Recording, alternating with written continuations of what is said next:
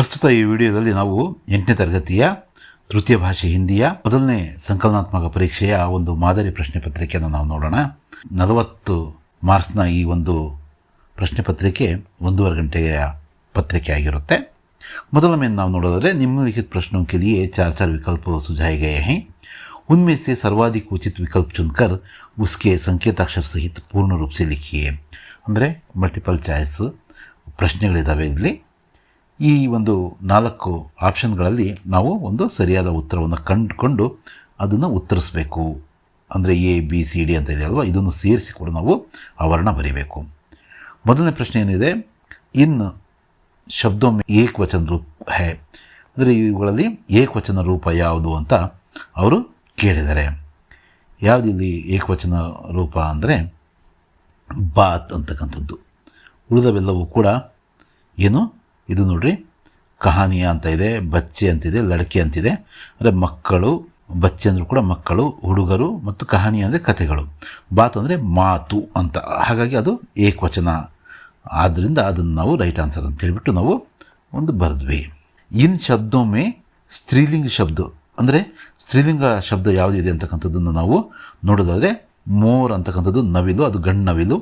ರಾಜ, king, Bhai ಅಂದರೆ ಸಹೋದರ. ಮತ್ತು ಉಳಿದಿದ್ದು ಮಾಲ್ಕಿನ್. ಮಾಲ್ಕಿನ್ ಅಂದರೆ ಮಾಲಕ್ಕಿ ಅಥವಾ ಯಜಮಾನಿ ಅಂತಕ್ಕಂಥ ಒಂದು ಅರ್ಥ ಬರುತ್ತೆ. ಇದನ್ನು ನಾವು ರೈಟ್ ಆನ್ಸರ್ ಆಗಿ ನಾವು ಬರೆಯೋಣಂತೆ. ನೆಕ್ಸ್ಟ್, ಗಲತ್ ಶಬ್ದಕ ವಿಲೋಮಾರ್ಥಕ ಶಬ್ದ, ಅಂದರೆ ಗಲತ್ನ ಆಪೋಸಿಟ್ ವರ್ಡ್ ಬರೀಬೇಕು. ಸವಾಲ್ ಅಂದರೆ ಪ್ರಶ್ನೆ ಅಂತ, ಸಹಿ ಅಂದರೆ ಸರಿ ಅಂತ, ಜವಾಬ್ ಅಂದರೆ ಉತ್ತರ ಅಂತ, ಸಚ್ ಅಂದರೆ ನಿಜ ಅಂತ. ಗಲತ್ಗೆ ಆಪೋಸಿಟ್ ವರ್ಡು ಸಹಿ. ಇದನ್ನು ನಾವು ಗುರುತಿಸಿ ಬರೀಬೇಕು. ಇದು ರೈಟ್ ಆನ್ಸರ್. ನೆಕ್ಸ್ಟ್ ಒಂದು ಪ್ರಶ್ನೆ, ಪ್ರಥಮ ಪ್ರೇರಣಾರ್ಥಕ ಕ್ರಿಯಾರೂಪ ಯಾವುದು? ಅಂದರೆ ಒಂದು ಕ್ರಿಯಾರೂಪದ ಮೊದಲ ಪ್ರೇರಣಾರ್ಥಕ ಅಂದರೆ ಸೀಖ್ ಅಂತಕ್ಕಂಥದ್ದೊಂದು ಕ್ರಿಯಾರೂಪವಾದರೆ ಸಿಖಾನ ಅಂತಕ್ಕಂಥದ್ದು ಪ್ರಥಮ ಪ್ರೇರಣಾರ್ಥಕ ಕ್ರಿಯಾರೂಪ ಆಗುತ್ತೆ. ಇಲ್ಲಿ ಅದೇ ಒಂದು, ಇಲ್ಲಿ ಸೀಖ್ನ ಸೀಖ್, ಸಿಖ್ವಾನ ಅಂತಕ್ಕಂಥದ್ದು ದ್ವಿತೀಯ ಪ್ರೇರಣಾರ್ಥಕ ಕ್ರಿಯಾರೂಪ. ಆದರೆ ಇದು ಸಿಖಾನ ಅಂತ ಇದೆ ಅಲ್ವಾ, ಇದು ಪ್ರಥಮ ಪ್ರೇರಣಾರ್ಥಕ ಕ್ರಿಯಾರೂಪ. ಹಾಗಾಗಿ ನಾವು ಇದಕ್ಕೆ ರೈಟ್ ಆನ್ಸರ್ ಅಂತ ಹೇಳ್ಬಿಟ್ಟು, ನೆಕ್ಸ್ಟ್ ಇದಕ್ಕೆ ಬರೋದಾದರೆ ಚಂಗ, ಚಡ್ನ, ವಾರಿಧರ್ ಅಂದರೆ ಏನು ಅಂತ ಕೇಳಿದರೆ, ಇಲ್ಲಿ ನಾವು ಬಾದಲ್, ಮೋಡ, ಬಾದಲ್ ಅಂದರೆ ಮೋಡ, ಬಾದಲ್. ಮಿರ್ಚ್ ಮಸಾಲ ಲೋಕಕಥಾ. ಮಿರ್ಚ್ ಮಸಾಲನ ಪಾಠ ಜಾನಪದ ಕಥೆ ಆದರೆ ಮೇರಾ ದೇಶ್ ಮೇರಿ ಮಾ ಯಾವ ರೀತಿಯ ಒಂದು ರಚನೆ ಅಂತ ಕೇಳಿದರೆ ಕಹಾನಿ, ಒಂದು ಕಥೆ. ಮಾಫಿ ಅಂದರೆ ಕ್ಷಮ ಅಂತ. ಹಾಗೆ ದಂಡ್ ಅಂದರೆ ಸಜೆ ಅಂತ ಅಥವಾ ಸಜಾ ಅಂತ ನಾವು ಅದಕ್ಕೆ ಉತ್ತರವನ್ನಾಗಿ ಬರೀಬಹುದು. ಶಿಕ್ಷಾ ಒಂದು ಪಯಂನ ಠಾಕೂರ್ ಗೋಪಾಲಶರಣ ಸಿಂಹ ಅವರು ಬರೆದ್ರೆ ಮೊಬೈಲ್ ಕಾ ಬೋಲ್ಬಾಲನ ಬರೆದವರು ಯಾರು ಅಂತ ಕೇಳಿದರೆ ನಾವು ಸುರೇಖಾ ಶರ್ಮಾ ಶಾಂತಿ ಇದೆಯಲ್ವಾ, ಅದನ್ನು ಬರೀಬೇಕು. ಸುರೇಖಾ ಶರ್ಮಾ. ಈಗ ನೆಕ್ಸ್ಟ್ ಮೇಲೆ ನಾವು ನೋಡೋದಾದರೆ ಜೋಡ್ಕ ಲಿಖಿ ಅಂತ ಇದೆ, ಅಂದರೆ ಹೊಂದಿಸಿ ಬರೆಯಿರಿ ಅಂತ, ಮ್ಯಾಚ್ ದ ಫಾಲೋಯಿಂಗ್ ಅಂತ ಬೇಕಾದ್ರೆ ಕರೀಬೋದು ನಾವು ಅದನ್ನು. ಮೇಜರ್ ಆಶಾರಾಮ್ ತ್ಯಾಗಿ. ಆಗ್ ಬಬುಲಾ ಹೋನ ಅತ್ಯಂತ ಕ್ರೋಧಿತ್ ಹೋನ, ಅಂದರೆ ತುಂಬ ಸಿಟ್ಟಾಗ್ತಕ್ಕಂಥದ್ದು. ಆಗ್ ಬಬುಲಾ ಹೋನ ಅಂದರೆ ಮಹಾತ್ಮ ಗಾಂಧಿ ರಾಷ್ಟ್ರಪಿತ. ಕನ್ನಡಕ ಪಹಲ ಸಮಾಚಾರ ಪತ್ರ ಮಂಗಳೂರು ಸಮಾಚಾರ. ಹಾಗೆಯೇ ನೆಕ್ಸ್ಟ್ ಒಂದು ಮೇನ್ ಏನಿದೆ, ನಿಮ್ನಲಿಖಿತ ಪ್ರಶ್ನೋಕ್ಕೂ ಏಕ ವಾಕ್ಯ ಮೇ ಉತ್ತರ ಲಿಖಿಯೇ, ಒಂದು ವಾಕ್ಯದಲ್ಲಿ ನಾವು ಉತ್ತರಿಸಬೇಕು. ಮೊದಲನೇ ಪ್ರಶ್ನೆ ಏನಿದೆ, ಭಗವಾನ್ ಸೇ ಹಮೇ ಕ್ಯಾ ಮಾಂಗ್ನಾ ಚಾಹಿಯೇ. ಭಗವಂತನಿಂದ ನಾವು ಏನನ್ನು ಕೇಳಬೇಕು? ಭಗವಂತನಲ್ಲಿ ನಾವು ಏನಂತ ಬರೀಬೋದು, ಪದ್ಯದ ಪ್ರಕಾರ ಭಗವಾನ್ ಸೇ ಹಮೇ ಕಿಸಿ ಕಾ ಅಪಮಾನ್ ನಾ ಕರ್ನೆ ಕಿ ಮತಿ ದೇನೆ ಕೋ ಮಾಂಗ್ನಾ ಚಾಹಿಯೇ ಅಂತ ಹೇಳ್ಬಿಟ್ಟು ನಾವು ಬರಿಬಹುದು. ಇಲ್ಲಿ ಕ್ಯಾ ಅನ್ನೋ ಪ್ಲೇಸಲ್ಲಿ ಇಷ್ಟನ್ನೆಲ್ಲ ನಾವು ಬರಿಬೇಕು. ನೆಕ್ಸ್ಟ್ ಪ್ರಶ್ನೆ ಏನಿದೆ, ಸುಧಾ ಚುಟ್ಟಿ ಕ್ಯೋ ಮಾಂಗ್ ರಹಿ ಹೈ. ಸುಧಾ ರಜೆಯನ್ನು ಕೇಳ್ತಿದ್ರಲ್ಲ, ಯಾಕೆ ಅಂದರೆ ಬೆಂಗಳೂರಿಗೆ ಹೋಗೋದಕ್ಕಲ್ವಾ, ಅದನ್ನೇ ಬರೀಬೇಕು. ತನ್ನ ಅಣ್ಣನ ಮದುವೆಗೆ ಭಾಗವಹಿಸೋದಕ್ಕೆ ಬೆಂಗಳೂರಿಗೆ ಹೋಗಬೇಕಾಗಿದೆ, ಹಾಗಾಗಿ ಆಕೆ ರಜೆ ಕೇಳ್ತಿದ್ದಾಳೆ. ಸುಧಾ अपने भाई की शादी में भाग लेने के लिए बेंगलुरु जाना है, इसलिए छुट्टी मांग रही है ಅಂತ ಹೇಳ್ಬಿಟ್ಟು ನಾವು ಬರೀಬೇಕು. 15th ಪ್ರಶ್ನೆ, मुरली ने गाना कैसे सीखा. मुरली ने अपना उर छेद कर गाना सीखा.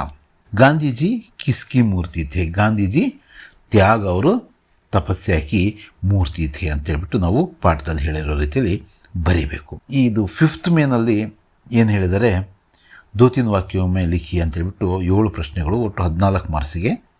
ಭೂಲು ಕ್ಯೂ ಘಬರಾ ಗಯಾ ಅನ್ನೋದು ಪ್ರಶ್ನೆ. ಇದು ಮಿರ್ಚ್ ಮಸಾಲದ ಪಾಠದಿಂದ ತಗೊಂಡಿರ್ತಕ್ಕಂಥ, ಲೋಕಕಥದಿಂದ ತಗೊಂಡಿರ್ತಕ್ಕಂಥ ಪ್ರಶ್ನೆ. ಯಾಕೆ ಭೂಲು ಗಾಬರಿ ಆದ ಅಂದರೆ, ಆತ ಸ್ವಲ್ಪ ಹಾಲನ್ನು ಕುಡಿದಿದ್ದ, ಅದು ಕೆಳಗಡೆ ಬಿದ್ದಾಗ ಅದರಲ್ಲಿ ಒಂದು ಏನು ಕಾಣಿಸ್ತು, ಒಂದು ಹಕ್ಕಿಯ ಪುಕ್ಕ ಕಾಣಿಸ್ತು. ಮತ್ತು ಅದು ಕಾಣಿಸಿದ್ರಿಂದ ಆತ ಏನಾದ, ಸ್ವಲ್ಪ ಗಾಬರಿಗೊಂಡ. ಮೊದಲನೇ ಸಲ ಗಾಬರಿಗೊಂಡಿದ್ದಲ್ಲಿ, 2ನೇ ಸಲ ಜನ ಎಲ್ಲ ಬಂದು ಆತ ನೋಡ್ತಾರಲ್ವ, ಅಲ್ಲೂ ಕೂಡ ಗಾಬರಿ ಆಗ್ತಾನೆ. ಥೋಡಾ ಸಾ ದೂದ್ मुँह से निकल कर जमीन पर फैल गया, फैले दूध में उसे पंख दिखाई दिए, इसलिए भोलू घबरा गया ಅಂತೇಳ್ಬಿಟ್ಟು ನೀವು ಬರೀಬೇಕು. 18ನೇ ಪ್ರಶ್ನೆ, सैनिकों को तुरंत अचानक वापस आने का संदेश अथवा आदेश क्यों दिया गया? दुश्मनों ने भारत पर अचानक आक्रमण कर दिया, इसलिए सैनिकों को तुरंत वापस आने का आदेश ಅಚಾನಕ್ ದಿಯೇ ಗಯೆ. ಇದ್ದಕ್ಕಿದ್ದಂಗೆ ಸೈನಿಕರನ್ನು ವಾಪಸ್ಸು ನೀವು ಬಂದು ಡ್ಯೂಟಿಯಲ್ಲಿ ಜಾಯ್ನ್ ಆಗಿರಿ ಅಂತ ಹೇಳ್ಬಿಟ್ಟು ರಜೆ ಮೇಲೆ ಹೋಗಿರ್ತಕ್ಕಂಥ ಸೈನಿಕರನ್ನ ಯಾಕೆ ಕರೆದಪ್ಪ ಅಂದರೆ, ಇದ್ದಕ್ಕಿದ್ದಂಗೆ ಭಾರತದ ಮೇಲೆ ಶತ್ರುಗಳು ಏನು ಮಾಡ್ತಾರೆ, ಮೇರಾ ದೇಶ್ ಮೇರಿ ಮಾ ಪಾಠದ ಒಂದು ಪ್ರಶ್ನೆ ಇದು, ದಾಳಿಯನ್ನು ಮಾಡಿದಾಗ ಅವರೆಲ್ಲರೂ ಕೂಡ ವಾಪಸ್ ಬೇಗ ಬರಲಿ ಅಂತೇಳ್ಬಿಟ್ಟು ಆದೇಶ ಹೊರಡಿಸಲಾಗುತ್ತೆ. ಪಾನಿ ಕೈಸೆ ಬರಸ್ತಾ ಹೈ, ನದಿಯಾ ಕೈಸೆ ಬಹತಿ ಹೈ. ಮಿಟ್ ಮಿಟ್ಕರ್ ಶಿಕ್ಷಾ ಒಂದು ಪೊಯಮ್ನ ಪ್ರಶ್ನೆ ಇದು. मिट मिट कर वालिधरों ने पानी बरसाते हैं, तरु गिरिवर से गिर गिर कर नदियाँ बहती हैं ಅಂತೇಳ್ಬಿಟ್ಟು ನಾವು ಬರೀಬೇಕಾಗುತ್ತೆ. नेक्स्ट प्रश्न, गांधी जी की सत्यप्रियता कहाँ से शुरू हुई और कैसे? ಮಹಾತ್ಮ ಗಾಂಧೀಜಿ ಪಾಠದ ಪ್ರಶ್ನೆ. ಅವರ ಸತ್ಯಪ್ರಿಯತೆ ಎಲ್ಲಿಂದ ಆರಂಭವಾಯಿತು ಮತ್ತು ಹೇಗೆ ಅಂತ ಕೇಳಿದ್ದಾರೆ. ಅವರು ಸಣ್ಣವರಿದ್ದಾಗ ಅವ್ರ ಕ್ಲಾಸಿಗೆ ಯಾರು ಸಬ್ಜೆಕ್ಟ್ ಇನ್ಸ್ಪೆಕ್ಟ್ರು ಯಾರೋ ಬಂದು, ನಿರೀಕ್ಷಕರು ಬಂದು ನೋಡಿದಾಗ ಅಲ್ಲಿ ಒಂದು ಆಂಗ್ಲದ ಅಂದರೆ ಇಂಗ್ಲೀಷ್ನ ಒಂದಷ್ಟು ವರ್ಡ್ಗಳನ್ನ ಅವರು ಬರೀಬೇಕಾಗಿರುತ್ತೆ. ಅದರಲ್ಲಿ ಒಂದನ್ನು ಸ್ಪೆಲ್ಲಿಂಗ್ ತಪ್ಪು ಬರೆದಿರ್ತಾರೆ. ಸರ್ ಅಥವಾ ಅವರ ಟೀಚರ್ ಹೇಳಿದರೂ ಕೂಡ ಅವರು ಅದನ್ನು ಇನ್ನೊಬ್ಬರ ಹತ್ರ ನೋಡ್ಕೊಂಡು ಬರೆಯೋದಕ್ಕೆ ಒಪ್ಪಲ್ಲ.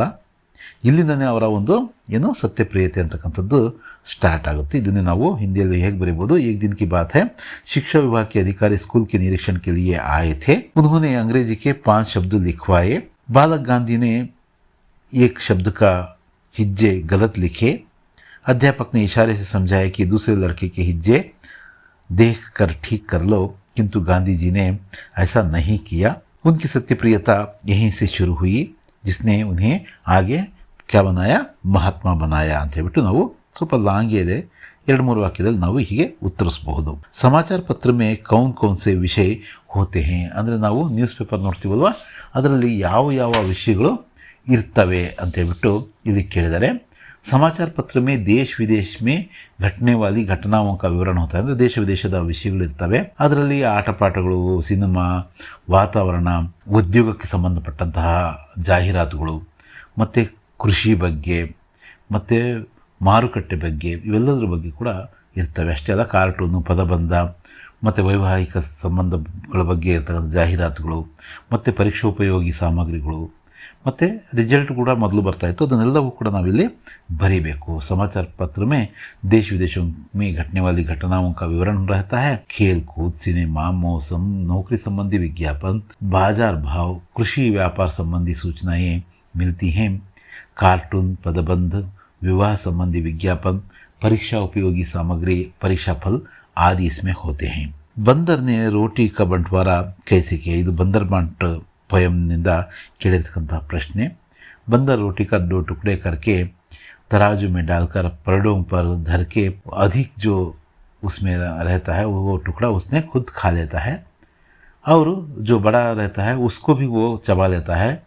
इस तरह से वो न्याय करने के बहाने में पूरा रोटी खा जाता है. इस तरह उसने रोटी का बंटवारा करता है. ಅಂದರೆ ಆ ಮಂಗ ಏನು ಮಾಡುತ್ತೆ, 2 ಬೆಕ್ಕುಗಳ ಒಂದು ಜಗಳವನ್ನು ಬಿಡಿಸುವ ಭರಾಟೆಯಲ್ಲಿ ತೂಕದಲ್ಲಿ ಹೆಚ್ಚಾದ ರೊಟ್ಟಿಯನ್ನು ತಿಂತ ಆತ ತುಣುಕುಗಳನ್ನೆಲ್ಲ ತಿಂತ ಕೊನೆಗೆ ಒಂದು ಸಣ್ಣ ಒಂದು ಪೀಸ್ ಉಳಿಸಿ ಇದು ನನ್ನ ಕೂಲಿ ಅಂತ ಹೇಳ್ಬಿಟ್ಟು ತಗೊಂಡೋಗುತ್ತೆ. ಈ ರೀತಿ ಆ ಒಂದು ಮಂಗ ಆ ರೊಟ್ಟಿಯನ್ನು ಆ 2 ಬೆಕ್ಕುಗಳಿಗೆ ಹಂಚುತ್ತೆ ಅಂತ ಬರೀಬೇಕು. ಎಲ್ಲಿ ಹಂಚುತ್ತೆ, ತಾನೇ ತಗೊಂಡು ಹೋಗ್ಬಿಡುತ್ತದು. ಟೆಲಿಫೋನ್ ಮನ್ ಹಿ ಮನ್ ಮೊಬೈಲ್ ಕೆ ಬಾರೆ ಮೇ ಕ್ಯಾ ಕಹಾ ಅಂದರೆ, ಟೆಲಿಫೋನು ಮನಸ್ಸಿನಲ್ಲೇ ಮೊಬೈಲ್ ಫೋನ್ ಬಗ್ಗೆ ಏನಂತ ಯೋಚನೆ ಮಾಡ್ತಂದರೆ, ಅಂದರೆ ನೋಡೋದಕ್ಕಿದು ಒಂದೊಳ್ಳೆ ಮೌಸ್ ಥರ, ಅಂದರೆ ಒಳ್ಳೆ ಇಲಿ ಥರ ಇದೆ. ಇದಕ್ಕೆ ಆ ಇಲಿಯಾದರೂ ಚೆನ್ನಾಗಿರುತ್ತೆ, ಅದಕ್ಕೆ ಮೀಸೆ ಬಾಲ ಎಲ್ಲ ಇರುತ್ತೆ, ಇದಕ್ಕೆ ಮೀಸೆನಿಲ್ಲ ಬಾಲನಿಲ್ಲ ಅಂತೇಳ್ಬಿಟ್ಟು ಮನಸ್ಸಲ್ಲೇ ಅಂದ್ಕೊಳುತ್ತಲ್ವ, ಅದನ್ನೇ ಬರೀಬೇಕು. ಟೆಲಿಫोन मन ही मन में सोचता है कि किसके बारे में, मोबाइल के बारे में, दिखने में जैसे चूहा, ना पूंछ ना मूछ, फिर भी इसकी इतनी पूछ, इस तरह से वह मन में सोचता है या कहता है. ನೆಕ್ಸ್ಟ್ ಒಂದಿದು 3-4 ವಾಕ್ಯಗಳಲ್ಲಿ ಬರೀರಿ ಅಂತ ಹೇಳಿದರೆ, ಪದ್ಯ ಭಾಗ ಪೂರ್ಣ ಕೀಜಿಯೇ. ಇದೇನು ಬರೀಬೇಕು, ನಿಮಗೆ ಗೊತ್ತಿರ್ತಕ್ಕಂಥ ಪದ್ಯವನ್ನು ಇದು ಕಂಪ್ಲೀಟ್ ಮಾಡಬೇಕು. ಸಚ್ ಬೋಲೆ ಸಚ್ ಬಾತ್ ವಿಚಾರೆ, ಭಲೆ ಕಾಮ ಪರ ಜೀವನ ವಾರೆ, ಮಿಲ್ಕರ್ ರಹೆ ನಿಯಮ ಅಪ್ನಾಯೆ, ಬೀತಿ ಬಾತೋಂಕೋ ಬಿಸಿರಾಯಿ ಅಂತಕ್ಕಂಥದ್ದು ಏನಿದೆಯೋ ಅದನ್ನು ನೀವು ಇಲ್ಲಿ ಬರೀಬೇಕು. ಈಗ 25ನೇ ಪ್ರಶ್ನೆ, निम्नलिखित गद्यांश का अनुवाद कन्नड़ या अंग्रेजी में लिखिए. प्राचीन काल में राजा महाराजा कबूतरों के द्वारा संदेश भेजा करते थे. ಅಂದರೆ ಪ್ರಾಚೀನ ಕಾಲದಲ್ಲಿ ರಾಜ ಮಹಾರಾಜರು ಪಾರಿವಾಳದ ಮುಖಾಂತರ ಸಂದೇಶವನ್ನು ರವಾನಿಸ್ತಾ ಇದ್ದರು. ಸಂದೇಶ ವಾಹಕ್ ಭಿ ಸಂದೇಶ ಲೇಕರ್ ಜಾತೆ ಥೇ. ಸಂದೇಶವಾಹಕರು ಸಹ ಈ ಸಂದೇಶಗಳನ್ನು, ಈ ವಿಷಯಗಳನ್ನು ತಗೊಂಡು ಹೋಗ್ತಾ ಇದ್ದರು. ಇದನ್ನು ನಾವು ಹೀಗೆ ಬರೀಬೋದು. 26ನೇ ಪ್ರಶ್ನೆ, 3 ದಿನों की छुट्टी मांगते हुए अपने विद्यालय के प्रधानाध्यापक को पत्र लिखುವೆ ಅಂತ ಏನು ಕೇಳಿದರೆ 4 ಅಂಕಕ್ಕೆ. ಇಲ್ಲಿ ಈ ರೈಟ್ ಮಾರ್ಕಲ್ಲಿ ಇಲ್ಲಿ ಏನಿದೆಯೋ ಈ ಒಂದು ವಿಡಿಯೋವನ್ನು ನೀವು ಪ್ಲೇ ಮಾಡಿ ಪತ್ರವನ್ನು ಹೇಗೆ ಬರೀಬೇಕು ಅಂತಕ್ಕಂಥದ್ದನ್ನು ನೀವು ಕಂಡ್ಕೋಬಹುದು. ಧನ್ಯವಾದಗಳು.